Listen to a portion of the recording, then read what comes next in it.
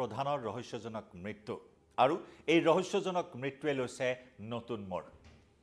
সমগ্ৰ দেশ জোকাৰি যোৱা এগৰাকী প্ৰাক্তন আৰক্ষী সঞ্চালক প্ৰধানৰ মৃত্যুৰ নতুন টুইষ্ট এই মুহূৰ্তত সন্মুখলৈ আহিছে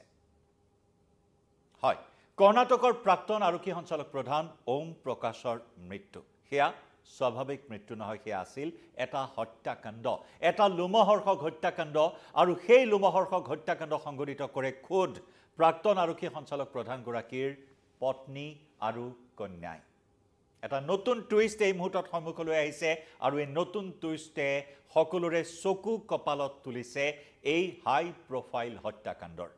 নমস্কাৰ প্ৰিয় দৰ্শক মই জয়ন্ত মাধৱ গোস্বামী আপোনাক স্বাগতম জনাইছো নিউজ 18 অসম নৰ্থ ইষ্টৰ ডিজিটেল লাইভলৈ হয় দেওবাৰে সমগ্ৰ দেশ জোকাৰি যোৱা এটা ঘটনা কৰ্ণাটকৰ আৰক্ষী সঞ্চালক প্ৰধানৰ হত্যাকাণ্ড যি হত্যাকাণ্ড সংঘটিত কৰিছে খুদ পত্নীয়ে ভুক্তভোগী আৰক্ষী সঞ্চালক প্ৰধান গৰাকীৰ পুত্ৰই এই গুৰুতৰ অভিযোগ উত্থাপন কৰিছিল যে পিতৃৰ হত্যাকাণ্ডৰ আৰত মাতৃৰ হাত আছে পিতৃৰ হত্যাকাণ্ডৰ আৰত ভগ্নীৰ হাত আছে আৰু আৰক্ষী সঞ্চালক প্ৰধান গৰাকীৰ পুত্ৰৰ এজাহাৰৰ ভিত্তিত আৰক্ষী থানাত দিয়া আনুষ্ঠানিক গোচৰৰ ভিত্তিত ইতিমধ্যে পত্নী গৰাকী গ্ৰেপ্তাৰ কৰা হৈছে কন্যাক আটক কৰা হৈছে খুধা পুছাৰ বাবে বৰ্তমান আটক কৰি জোৰদাৰ মাৰাথন জেৰা চলাই থকা হৈছে কন্যাক ওম প্ৰকাশ কৰ্ণাটকৰ প্ৰাক্তন আৰক্ষী সঞ্চালক প্ৰধান ওম প্ৰকাশৰ পত্নী পল্লৱীক গ্ৰেপ্তাৰ কৰা হৈছে আৰু আপোনাৰ চকু কপালত উঠিব শুনিলে যে কেনেদৰে নিজৰ আৰক্ষী বিষয়া স্বামীক হত্যা কৰিলে পত্নী পল্লৱীয়ে 2017 চনত অৱসৰপ্ৰাপ্ত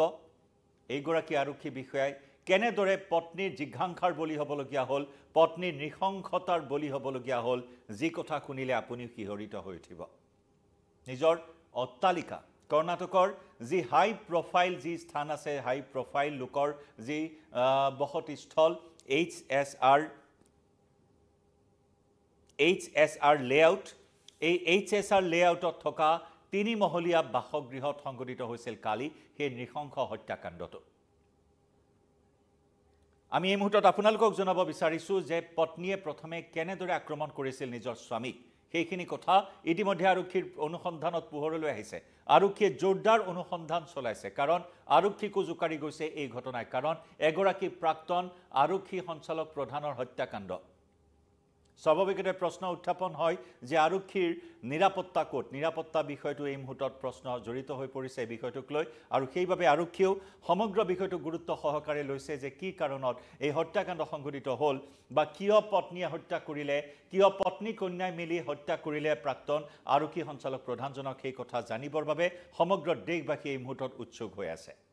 কেৱল কৰ্ণাটকে নহয় আমি পুনৰ জনাইছো এই ঘটনাই কেৱল কৰ্ণাটকে নহয় সমগ্ৰ দেশতে আলোড়নৰ সৃষ্টি কৰিছে খলকনিৰ সৃষ্টি কৰিছে এই মুহূৰ্তত আমি জনাও এইগৰাকী প্ৰাক্তন আৰক্ষী সঞ্চালক প্ৰধান ওম প্ৰকাশক যিজৰ কৰ্ণাটকত থকা যি হাই প্ৰফাইল এলেকা আছে হাই প্ৰফাইল স্থান হাই প্ৰফাইল ব্যক্তিৰ স্থান HSR লেআউট তাত থকা তিনিমহলীয়া অট্টালিকাৰ গ্ৰাউণ্ড ফ্ল'ৰত সংঘটিত হৈছিল সেই নৃশংস হত্যাকাণ্ডটো প্ৰথমে জলকীয়াৰ গুৰি ছটিয়াই লৈছিল চকুত যাতে চকুৰে নেদেখা হৈ যায় তাৰ বাবে জলকীয়াৰ গুৰি ছটিয়াইছিল চকুত জলকীয়াৰ গুৰি ছটিয়াই অতি নিৰ্মমভাৱে হানি খুচি হত্যা কৰা হৈছিল চুৰিৰে ভঙা বটলেৰে হানি খুচি হত্যা কৰা হৈছিল আপুনি ঠিকই শুনিছে নিজৰ পত্নী পল্লৱীয়ে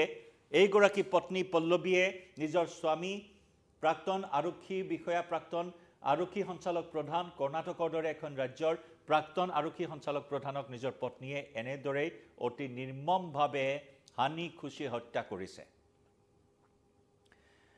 চকুত জলকীয়াৰ গুৰি ছটিয়াই প্ৰথমে নেদেখা কৰি লয় আৰু তাৰ পিছত পিছপিনৰ পৰা উপৰ্যুপৰি আক্ৰমণ উপৰ্যুপৰি হানি খুচি হত্যা কৰা হয় তেজেৰে লুতুৰি পুতুৰি অৱস্থাত যেন তেজৰ নৈ বৈ গৈছে তেজৰ পুখুৰী সৃষ্টি হৈছে আৰু তাতেই উদ্ধাৰ কৰা হৈছে প্ৰাক্তন আৰক্ষী সঞ্চালক প্ৰধান গৰাকীৰ মৃতদেহ এই খবৰ ইতিমধ্যে আমি সবিস্তাৰে আপোনালোকক জনাইছো আৰু এই মুহূৰ্তৰ আপডেট আপোনালোকক জনাই আছো এই মুহূৰ্তত টুইষ্ট এই মুহূৰ্তত সন্মুখলৈ আহিছে এয়াই হৈছে পত্নীয়ে এনেদৰে হত্যা কৰিছিল নিজৰ আৰক্ষী সঞ্চালক প্ৰধান স্বামীক ভঙা বটল উদ্ধাৰ কৰা হৈছে চুৰি উদ্ধাৰ কৰা হৈছে ঘটনাস্থলীৰ পৰা, জলকীয়াৰ গুৰি ঘটনাস্থলীৰ পৰা উদ্ধাৰ কৰা হৈছে। আৰু তাতোকৈ ডাঙৰ কথা যে এই সমগ্ৰ ঘটনাৰ আন এক টুইষ্ট, আন এক তথ্য পোহৰলৈ আহিছে যে এই নৃশংস হত্যাকাণ্ড সংঘটিত কৰি যেন আখৰিক তৃপ্তি লাভ কৰিছিল পত্নী পল্লৱীয়ে। এই নৃশংস হত্যাকাণ্ড সংঘটিত কৰিয়ে নিজৰ এজন বন্ধুক ভিডিঅ' কল কৰিছিল পল্লৱীয়ে, অৰ্থাৎ আৰক্ষী সঞ্চালক প্ৰধানগৰাকীৰ পত্নীয়ে এটা ভিডিঅ' কলত নিজৰ বন্ধুক জনাইছিল যে মই দানৱক হত্যা কৰিলোঁ, মই সেই অসুৰটোক হত্যা কৰিলোঁ, মই সেই ৰাক্ষসটোক হত্যা কৰিলোঁ। এনেদৰে অৱগত কৰিছিল ভিডিঅ' কলৰ জৰিয়তে নিজৰ পত্নী পল্লৱীয়ে এজন বন্ধুক, যি ঘটনাই আৰু অধিক ৰহস্য ঘন কৰি তুলিছে এই সমগ্ৰ ঘটনা। এইসমূহ চাঞ্চল্যকৰ তথ্য, এইসমূহ বিস্ফোৰক তথ্য এই মুহূৰ্তত সন্মুখলৈ আহিছে, কাৰণ এই সমগ্ৰ ঘটনাৰ আঁৰত প্ৰাক্তন আৰক্ষী সঞ্চালক প্ৰধানগৰাকীৰ পত্নী জড়িত থকা বুলি স্পষ্ট অভিযোগ উত্থাপন কৰিছিল প্ৰাক্তন আৰক্ষী সঞ্চালক প্ৰধান ওম প্ৰকাশৰ পুত্ৰ কাৰ্তিকেশ।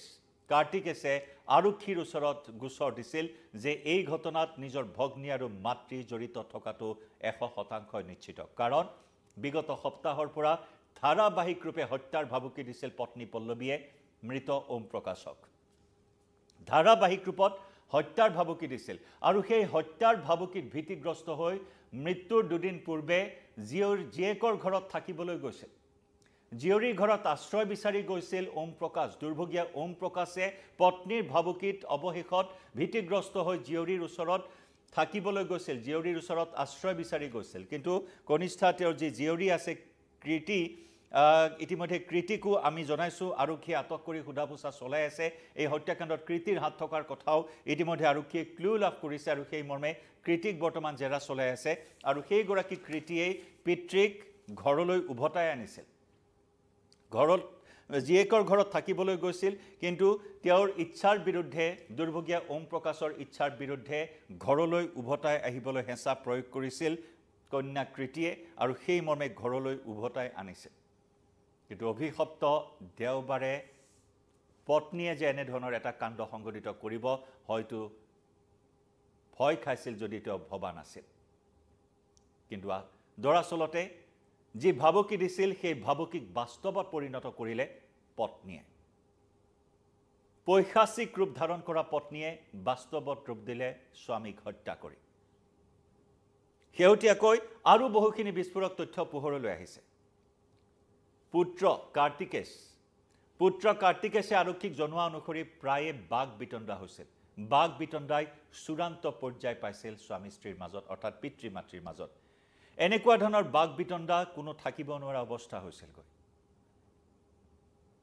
আৰু সেই বাক বিতণ্ডাৰ পৰিণতিত এনেকুৱা এটা লোমহৰ্ষক হত্যাকাণ্ড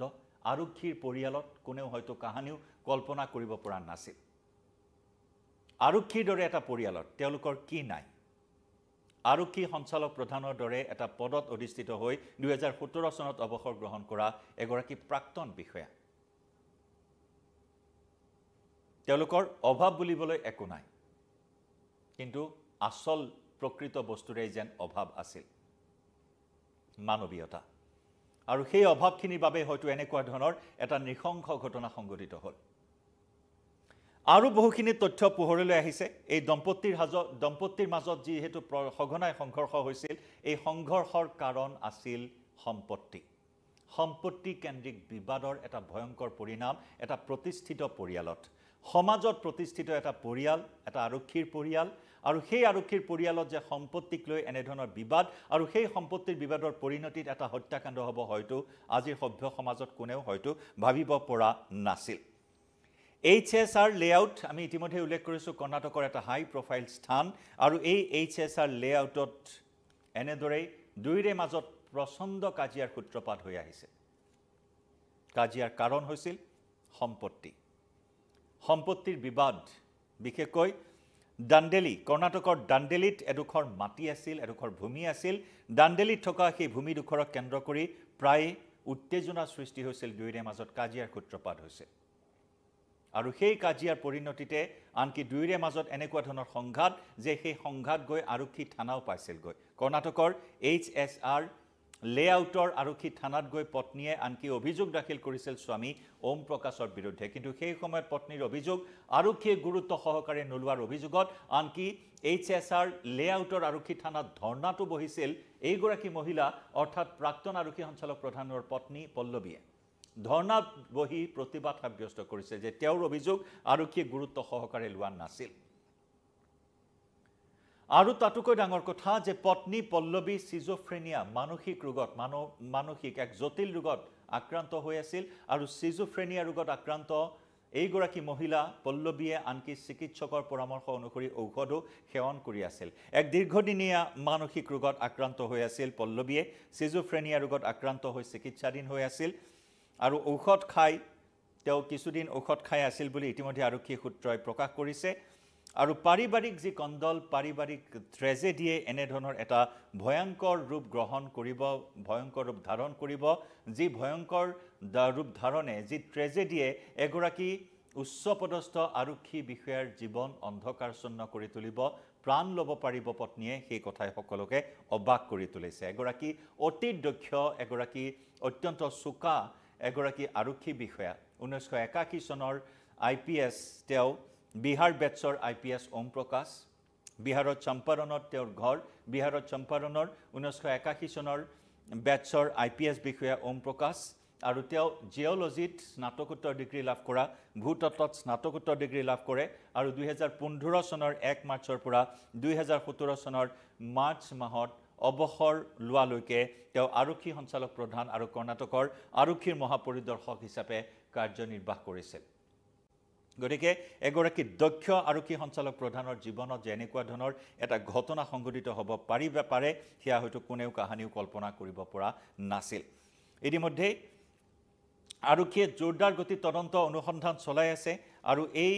অনুসন্ধানৰ ইতিমধ্যে বহুখিনি তথ্য বহু ক্লু আৰক্ষীয়ে লাভ কৰিছে মৃতদেহৰ মৰণোত্তৰ পৰীক্ষাৰ ব্যৱস্থা ইতিমধ্যে কৰা হৈছে মৰণোত্তৰ পৰীক্ষাৰ প্ৰতিবেদনৰ বাবে ইতিমধ্যে আৰক্ষী অপেক্ষা কৰিছে আৰু সেই মৰণোত্তৰ পৰীক্ষাৰ প্ৰতিবেদন লাভ কৰিলে আৰু বহুখিনি তথ্য লাভ কৰিব আৰক্ষীয়ে তদন্তত আৰু অগ্ৰগতি লাভ কৰিব বুলি কৰ্ণাটকা আৰক্ষীয়ে ইতিমধ্যে আশা প্ৰকাশ কৰিছে ইতিমধ্যে মৃতদেহৰ শৰীৰত বিভিন্ন ধৰণৰ চিন বিভিন্ন ধৰণৰ ক্লু লাভ কৰিছে 7টাকৈ আঘাতৰ চিন চোকা অস্ত্ৰেৰে আঘাত কৰা হানি খুচি হত্যা কৰা চিন ইতিমধ্যে প্ৰত্যক্ষ কৰিছে আৰক্ষীয়ে আৰু এটা হাই প্ৰফাইল হত্যাকাণ্ডই এনেদৰে সৰ্বত্ৰে সৃষ্টি কৰিছে প্ৰতিক্ৰিয়া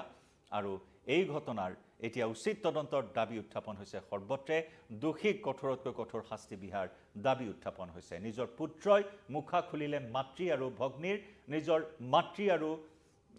ভগ্নীয়ে মিলি কেনেদৰে পিতৃক হত্যা কৰিলে সেই ঘটনাৰ এতিয়া ন্যায় বিচাৰিছে পুত্ৰই আৰক্ষী থানাত সকলো কথা স্পষ্টকৈ উল্লেখ কৰিছে এইগৰাকী মৃত প্ৰাক্তন আৰক্ষী সঞ্চালক প্ৰধান ওম প্ৰকাশৰ পুত্ৰই পত্নী পল্লৱী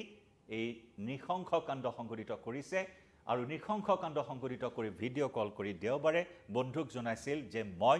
দানৱটোক হত্যা কৰিলোঁ মই অসুৰটোক হত্যা কৰিলোঁ মই ৰাক্ষসটোক হত্যা কৰিলোঁ নিজৰ স্বামীক ৰাক্ষস বুলি অভিহিত কৰি হত্যাকাণ্ড সংঘটিত কৰিয়েই হত্যা কৰাৰ কথা অৱগত কৰিছিল নিজৰ বন্ধুক এই নৃশংস হত্যাকাণ্ড সন্দৰ্ভত আপুনি কি জনায় আপোনাৰ মতামত জনাওক কমেণ্ট ছেকশ্যনত লাইভৰ পৰা বিদায় লৈছোঁ ধন্যবাদ